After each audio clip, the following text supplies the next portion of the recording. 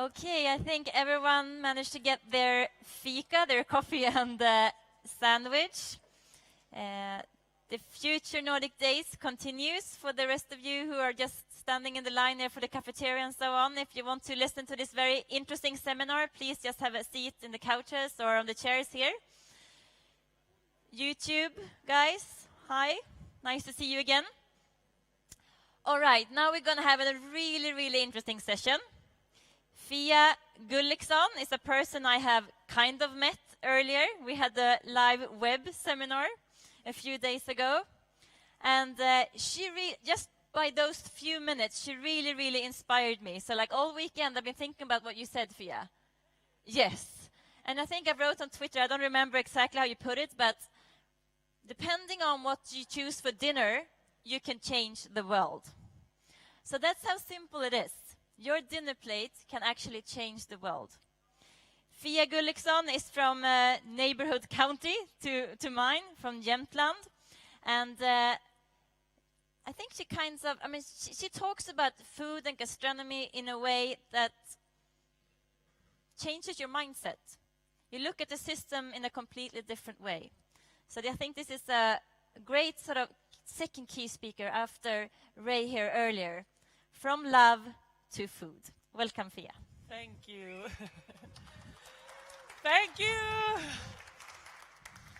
And I feel so honored to be here. Thank you so much. And I'm transformed, actually, already, because I'm realizing I'm performing now an act of love. And it makes me feel so reassured. Thank you, Ray. And you know what? What's so fantastic? Food and eating is actually also an act of love. And that's what I'm here to share with you. So first I will tell you who I am and where I come from. And then I will tell you a bit about what I've done. And then I will give you my formula or my recipe, so to speak, on how I did that, how I did those things. And then I will tell you a bit more what I'm doing at the moment, and later on in the end, a bit about the future. So that's how this presentation is kind of shaped. So my thing here tonight is to tell you, or to just inspire you how creativity, how creative gastronomy can be a driver for change. And who am I, though? I'm just a regular grassroots person from the region of Jämtland with big dreams. I'm a chef. I'm passionate about food. And I'm an entrepreneur. But this has taken me, actually, from just being a chef, digging in my garden and cooking at my stove, to become a philosophy honorary doctor at the Mid-Sweden University. And since just 2 days ago... Oh, thank you. And since just 2 days ago, I'm also now in the as an international expert in this amazing institute called International Institute of Gastronomy, Arts, Culture and Tourism. So it's quite unbelievable. So you can be and become whatever you want. And that's kind of one of my things that I want to share with you today. So I'm a mother. I'm a really proud mother of 3. And I run a business group with a couple of companies.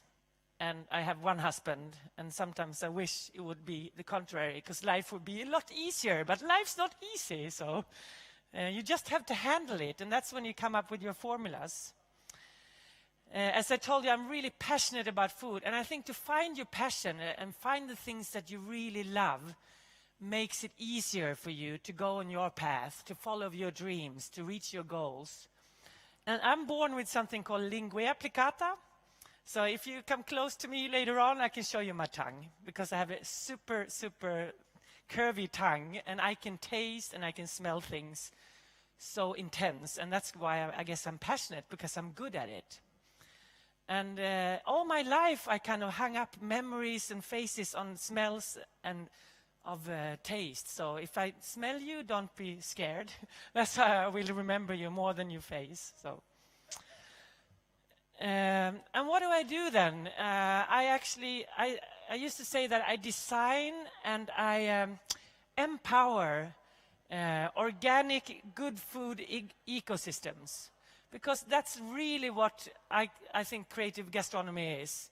Because the systems we have today for food production, they are no good, and you know that, and that's why we're here to recreate and reconnect and reimagine a new future. We need to change those systems, and I'm not going to focus on those systems so much. I'm focused on what I can do and where I can go. And everything kind of I do in my life is creative action.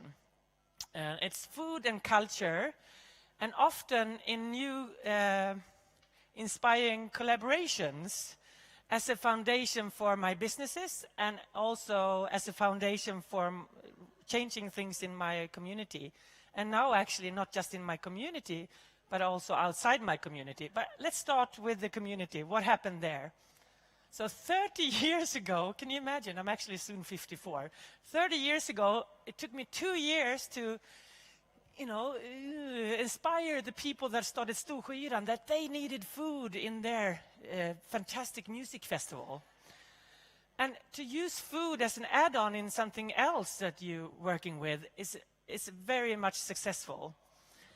And I think because of this krogstråket, it's called, on Storsjöyran, that I started for Storsjöyran group 28 years ago. It took me 2 years to convince them.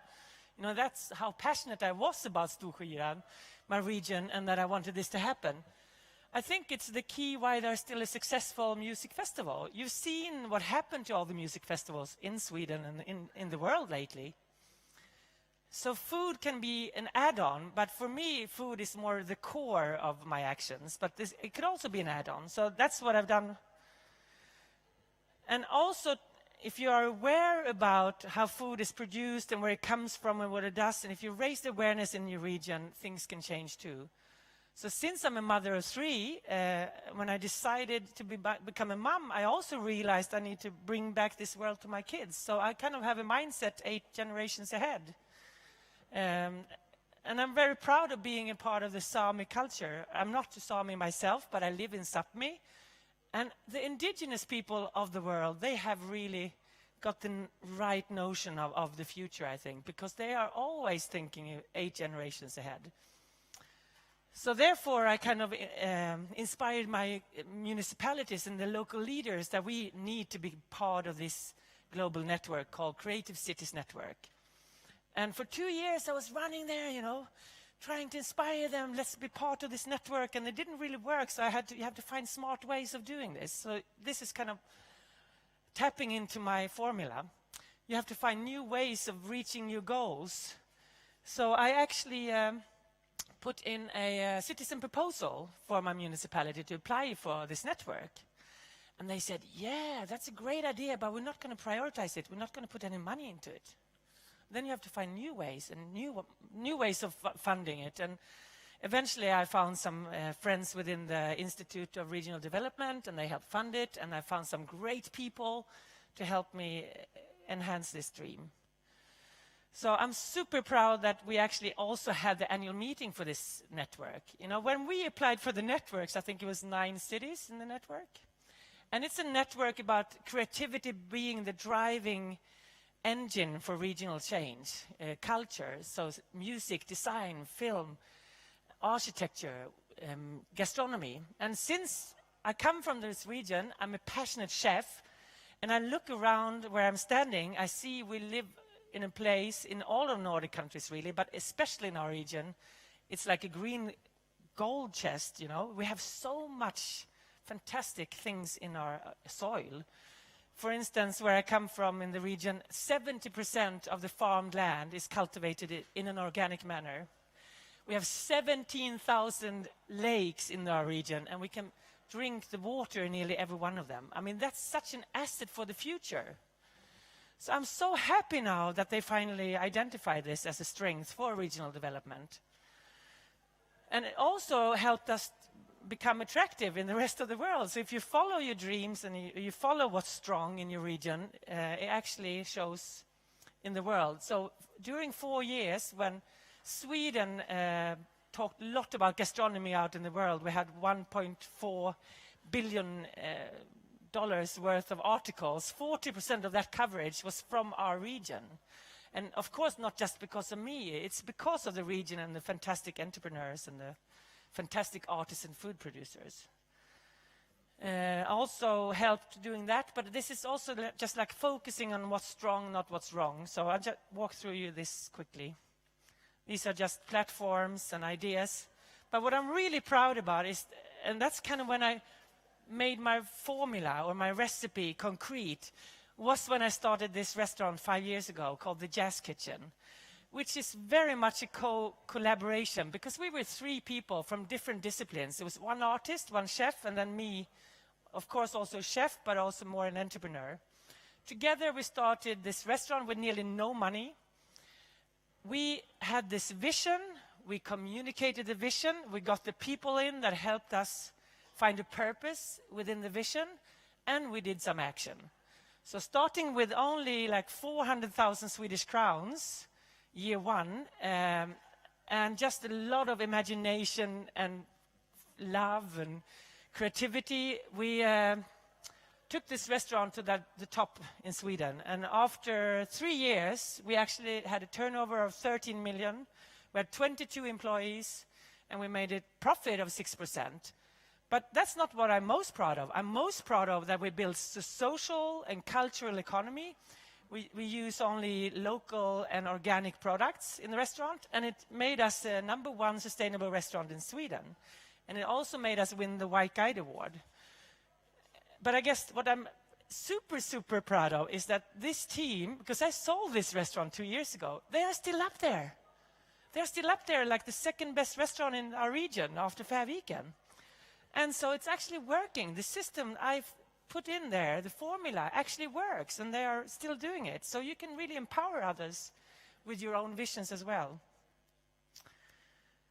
And how did I do it now? This is the formula, so please get your books up if you want to share my formula. It's a recipe. And you know, if you follow a recipe, you can make some fantastic food. So it has to start with your core values, and it has to start within yourself, as Ray was pointing out before. And my core values, I like kind of metaphors that are very down to earth and that are understandable, because sometimes it's so hard to act because it sounds so fluffy up there. So I need something like down to earth. So in my region, if you're a down to earth and limitless person, people sometimes say, "Oh, you're like a potato."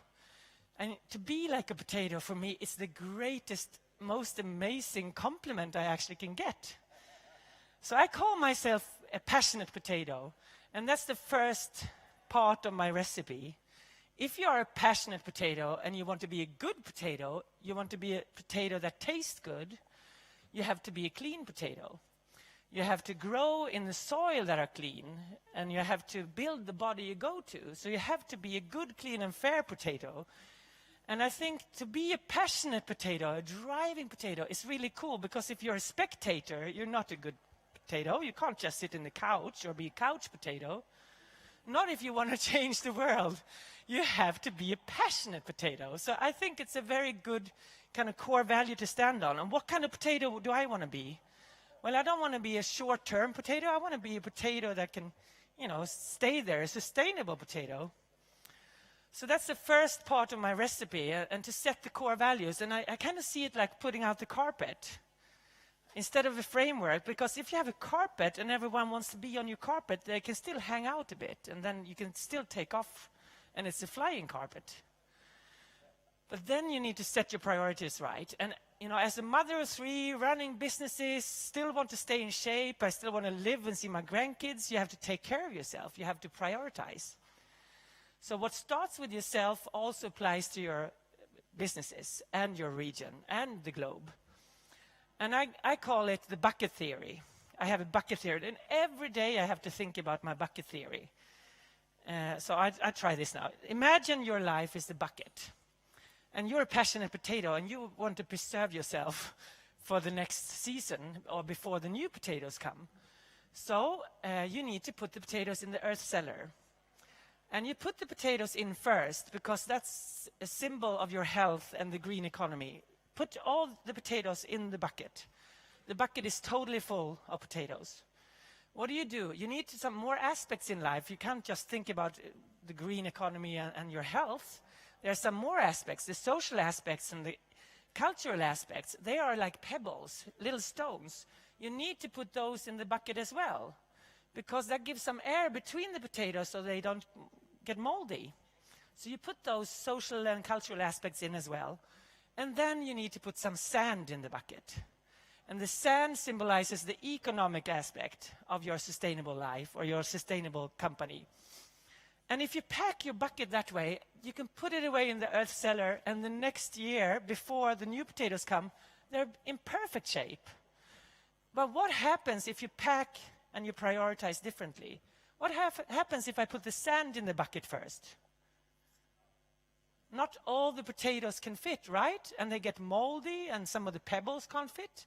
So this is a very simple metaphor on how I live my life every day, every week, every month. I have to focus on the health aspect and the green aspects, and then I can focus on the social and cultural aspects. And in the end, I put on the sand.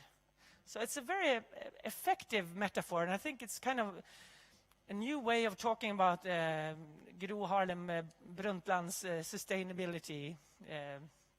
Do you get it? Yeah, you looked shocked.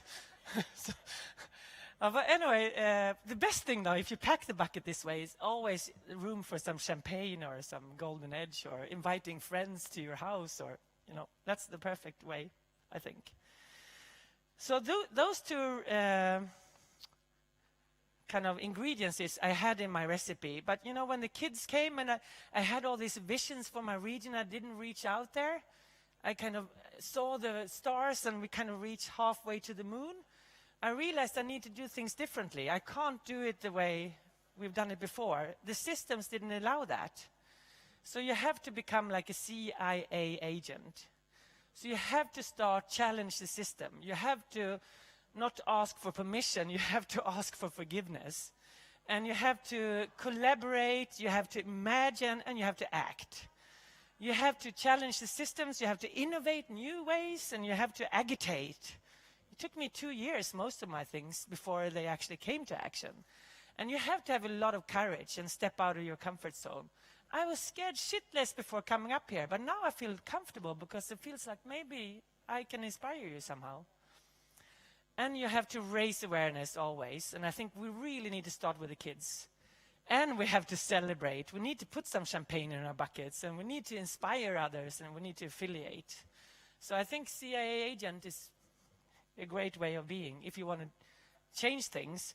But you have to also allow things to be organic. I mean, you can set the vision, but you can't decide exactly how their path is going to be. You have to be, like a tree, you grow a little there, and then it happens that. And so I see it as an organic process, but it's always kind of planned. And I think if you have this recipe and you focus on what's strong, just as you said, not what's wrong, then you really can reach your goals or your visions, or make your dreams come true. So, and this, why it's great to be a passionate potato? They always keep their eyes peeled. So that's a good one. So you will never forget the passionate potato, I hope. So good food is often identified as a very, very strong driving force for regional development. Don't you agree? You see it in a lot of these regional development plans and the strategic plans. It's identified, it's so important with the farmer, and it's so important with the fishes in the water. But they don't prioritize it. I don't think they do. They say it's difficult, it's expensive, it's not economically. But the way we're driving the world today, it's not economically smart. It's not smart. And does it really matter? Of course it matters. When you taste really, really good, clean and fair food, you don't want to go back. I mean, what actually tastes good is actually better for you and for the planet. And can creative gastronomy change the world? Yes, it can, because it taps into so many other areas. You talked a little bit about relationship building. And is there a better tool than eating a meal together when you want to integrate with people? Is there a better tool to become healthy and well, not needing medicine, than eating right? We're going to see food doctors in the world. Is there a better way of using if you have creativity and imagination? I mean, why is there ugly fruit? There's no such thing as ugly fruit. but our systems say that 50% of the fruit grown is ugly fruit. It doesn't, suit the demand. The market doesn't want it. It needs to look in a perfect way. We need to challenge these norms, and we need to agitate, and we need to move forward and change our mindset. Because I know that creative gastronomy can boost a region, and it can change things in your event or your company or everywhere. And yes, it is not difficult. It's super simple once you set your core values, once you put your carpet out. And it is sustainable, and it is a success factor, because I will show you now the future a bit about the target group that we're addressing, that you guys are probably totally part of. And it makes a super happy society if you focus on this. And so that's what I do, and that's what I'm doing from this point and forward as well, I think, the rest of my life. And I don't see I'm going to retire in 10 years. No way. I will always keep my creative visions. I will always communicate and get my creative people in. And I will always do creative action and find purpose in what I'm doing. Because that's what makes me alive. And I don't see this is free time and this is work. I kind of like this is life. And we only maybe just have one wild and thrilling life. So let's make the best out of it. So this is what I'm doing now. And I love the fact that I'm actually working with my formula, but outside my region now.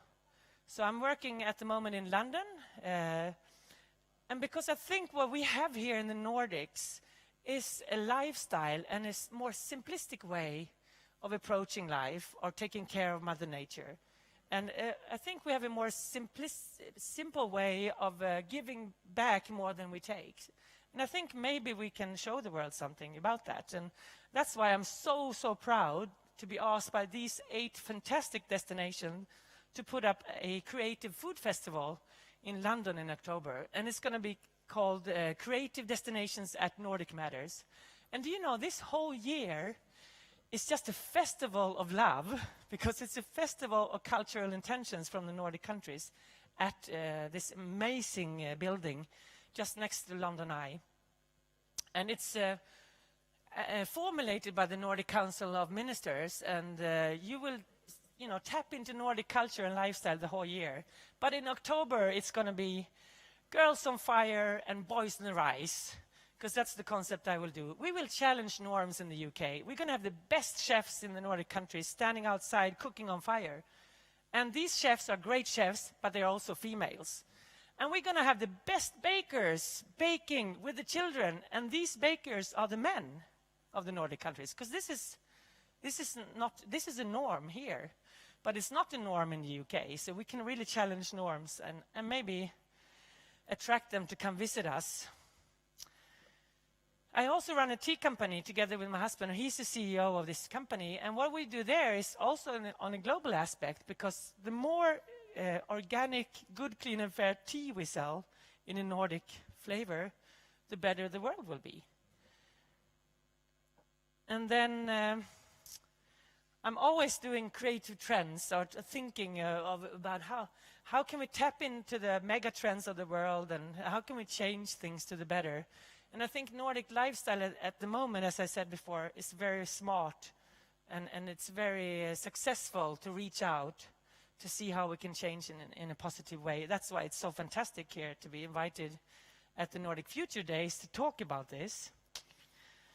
And the target group I am addressing, and I think more people should address, is the foodies. And I'm pretty sure you guys are foodies. You care about what you put in your bodies. You care about what it comes from.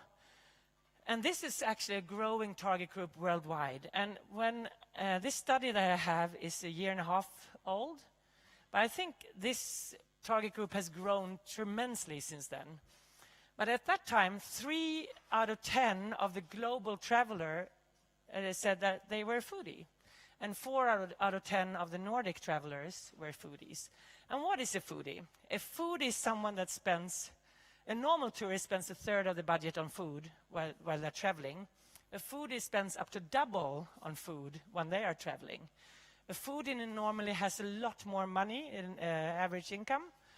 And a foodie care a lot more about the place they're going to. They care about the culture. They tap into the awareness of the place. They embrace the place. They're more open. And a foodie communicate a lot more. So if we want to drive change, we need to attract the foodies because they can help us communicate what we want to change. And I also love this idea that we actually now have a disease or a disorder called nature deficit disorder. It's the people in the urban spaces, they're lacking nature. And that's, I think, what we all are lacking. We're lacking to imitate nature. We're lacking the energy of Mother Nature.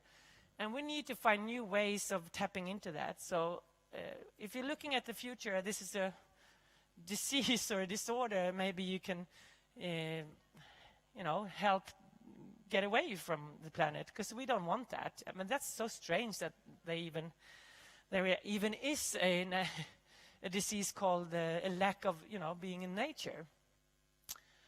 So my creative dreams at the moment, I always think about a dream as something that actually is real.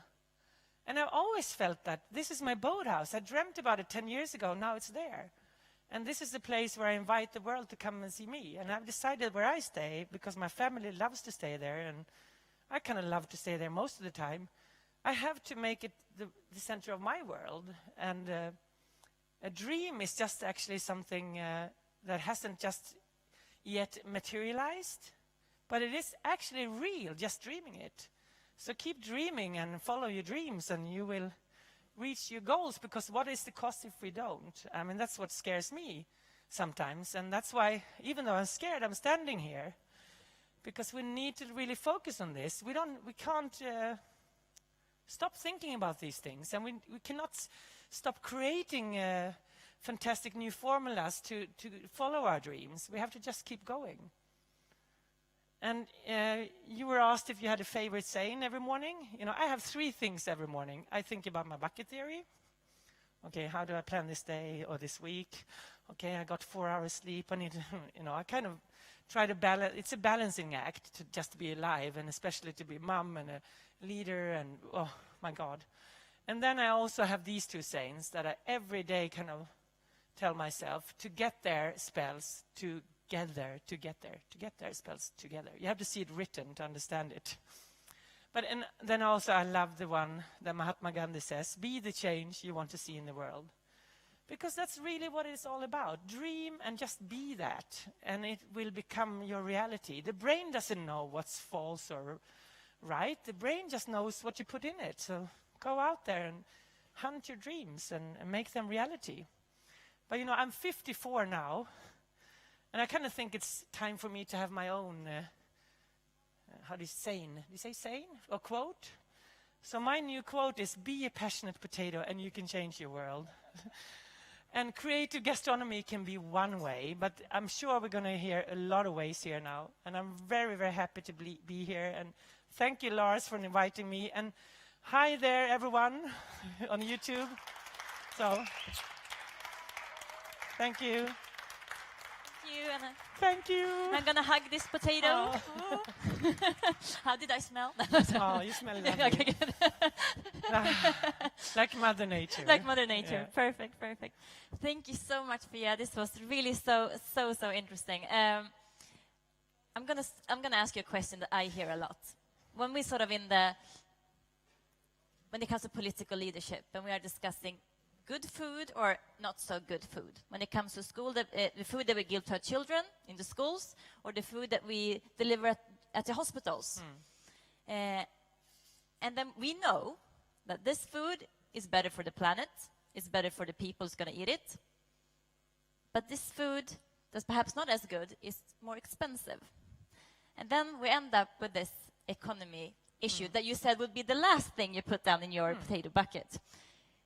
Of course, you've heard this as well during your years of sort of being passionate potato. What's your answer? Oh, it's easy. That is easy. You have to set, if they want good, clean and fair food on the plates, they have to find new ways. And they can't work in the same way they are doing now, just having chefs standing there opening cartons. They need education in the system. They need education of the chefs standing there cooking the food. They need to cook food from scratch, because it's not more expensive. It's much more expensive using the industrialized food that is packed in boxes and just preheated and stuff. So they need just to change the way of running the kitchen. And I have plenty of entrepreneurs and passionate people that can help them. So Johan Andersson, for instance, at Torsta is fantastic. And they can do exactly the same amount of food with good, clean and fair products. But it's a matter of deciding, actually. And maybe for short term it will be a bit more expensive, but not in the long term. Not in, like, in 2 or 3 years you're up on the same level. When we had the web seminar, you and I, what really sort of got stuck in my mind is you talked about we have to change the whole food system. I love systems. I love sort of, figuring out why do we have this system, how could we develop the system, or should we get rid of it? But you're actually talking about this food system. For it to be sustainable, we have to recreate all of it. This is a perfect place to have innovation, I guess. Yeah, I think, and we have to dig where we stand. So I think one part of using local ingredients is to get the relationship with the farmer. You need to reconnect the farmer and the eater. We need to make people eating also understand the value of what they're putting in their mouth, because we have enough resources. We're just not using them on the right level. We're throwing away more than half of the food we're growing. And that would not be the sense. If you have your own potatoes, or if you go to your farmer, you don't throw away things you care about. But since it comes from so far away, we kind of lose the connection to how it's been done and how it's been created. So I think the key, I don't know, but I think it's to start small and start in your community. And to be resilient, you need to also do that, because what's going to happen in the future? Maybe, you have to be able to support yourself. Maybe someone shuts off your power system. I mean, I don't know. This is crazy now. I'm talking out there. But, I mean, I think you have to start small. You have to start where you can understand. And this is what I love about you. You talk about the big systems, but you're also very much the potato that's know what we're going to do right here, right now. Yeah, but exactly what you do in the small way, you can do in the big way. And today we have, but I'm not going to focus on what we have today. I'm not going to focus about the best things in the system. I'm just going to focus on the new way. It seems like you're quite a good CIA agent. Yes, you have created a lot of things. And I was thinking about this Jazz-köket, kitchen that you created. It sounds like the key to that sort of creation was that you had a number of different people with sort of different kinds of experiences, mindsets, like Ray was talking about earlier. And you created something that's sustainable. And even when you sort of let your baby go, it keeps on growing. And how did it all start? How do you start with that sort of first creative? It was easy. It started like we wanted somewhere in Östersund where we live. We wanted a creative place where we can eat really good, clean, fair food. And we wanted Östersund to be more fun and to be more vibrant and more dynamic. And we wanted more culture in our life. And it wasn't there, so we created it. And that's how it started. And then we just set the core values that everything that comes in this house needs to be good, clean, or fair. So 85% of the local products need to be from our region, our gastronomic region. And that's it's a very constrained, it's a very tight framework, because, I mean, in our region, 5 months of the year, the ground is frozen. But that kind of starts creativity in people. So I think the best dessert we ever did was in February, March, when they were like, not so many things. So we did an roasted artichoke, cooked in cream, ice cream. That was absolutely amazing. And having everything to choose from, that would never have come about. So in a way, I agree with you that there's all knowledge is in here. We can have it here. But that makes people also frantic, because what shall I choose? And I feel this on social media. I'm like that. I'm on Twitter. I'm like everywhere. What do I choose? It's like really hard to know. But when you kind of just restrict yourself to the core values of what you're going to do, it makes life easier. So it's a way of simplifying a complex world, I think. Thank you. So. That's a good thing. Social media, my lovely sidekick. What are people writing on social media? Have you found anything on Twitter or... Oh, do you have the mic? Oh, you can get it there. Yeah. You can scream. You can scream. I don't know yet, actually. Have you seen something on social media? I have a question. Perfect. Ask a question. Hello there. Hi. Yeah, here's Ayad, and I'm a student here in Mid-Sweden University. And as a student, sometimes it can be a bit challenging to eat healthy food and in a good price. What kind of guidance do you have? Follow the seasons, buy the raw materials and cook from scratch. I know it takes time, but you can do things that take care of themselves in the oven or big pots. Collaborate with others. I mean, you cook together.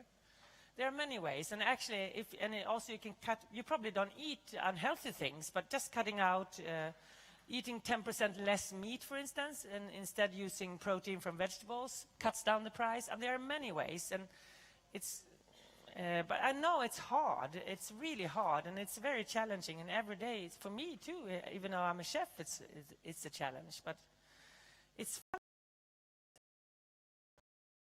Live their life, and then we have to eat also, and then they go and eat. For me, I make like food a part of my life, and if you do that, you can do it at a lot less cost. Maybe you can start hunting. Like we're self-sufficient on meat, for instance. My husband hunts. You can start growing. Might consider it. I know IKEA has got this fantastic satellite of growing your own vegetables. You can be self-sufficient. It's very cheap to buy seeds. But you have to kind of think a bit further. You can't just decide, I'm going to cook something today, and then it will be more expensive. But it's boring to plan. I know we think that. But it's also, and I think we forgot that struggle makes us happy. I think that's the key too. Struggle makes us happy. And because we live in this world where everything comes so easy, we become less happy. I think, if you struggle with something, it makes you happy too. That's another good quote. You have a lot of quotes, Fia. I'm so impressed. Any other questions from the audience? We have some time, so... Eat a lot more vegetables. That's so much cheaper. Beans. Fia, thank you. So inspiring. Thank you. Beautiful. And I've found some of the most engaging things I've experienced around food are in the social setting and throwing food parties. And maybe you can show and share a little bit about how someone who may not know how to cook could bring people together and learn to cook together in a food party. Maybe you can talk a little bit about what you've seen like that. Yeah, totally. I mean, one of the towns I really want to live in sometimes is San Sebastian, because life is all about food there. And you know what they have in that community that's about double size of my community? They have 130 kitchens, and they get together there. And the person cooking never pays anything. The people eating are paying the produce. So if you start, telling your friends that if you want a better income or less outcome, or how do you say, spend more money on food, hey guys, I can cook for everyone on Friday, and maybe you can make a profit. You make them more healthy. That's economy. That's way. But anyway, they meet in these kitchens. It's like a social. It's very much getting connected, and also reach out in your community. I'm sure you have refugees here. Invite them to your table. I'm sure you can be taught how to cook fantastic food from all over the world with our local ingredients. That's also a way. Start food clubs, but it's so fun once you do it. But I understand that not everyone loves cooking, but I think everyone loves eating as well, at least. So maybe that's a way of doing it. But we need community kitchens, I think, in every village, in every town. And if we would have that, it would engage people a lot more. We have the restaurant, yes, but we're not engaged then in a good manner. But if you look at the trends of today, we're going much more into community tables. People want to share their meals. Maybe you want to co-create the meal. So we're going in that direction. And I think that's also looking at the nature deficit disorder. You even want to go out and pick things in nature. Do you know that we only pick 3% of what's edible in our nature?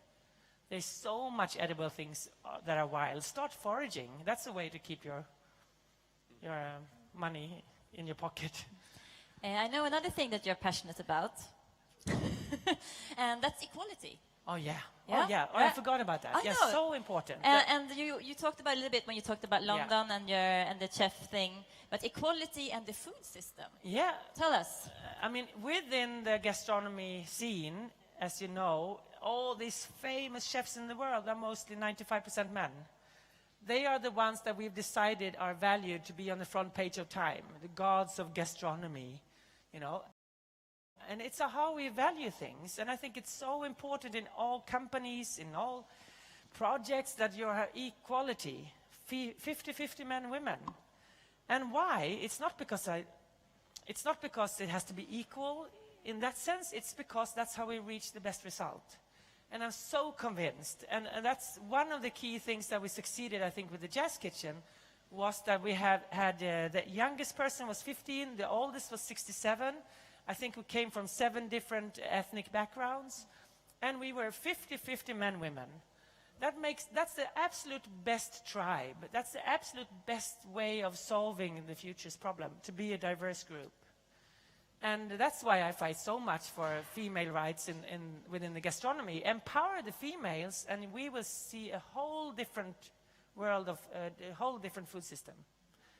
And it's the female vision, really, that is more back to nature that will be involved then in the kitchen, because it's a lot of technology now, and it's a lot about focusing on the techniques rather than the raw materials. But it's getting there, and I'm kind of laughing. I see these fantastic chefs. I love the guys too. It's not bad.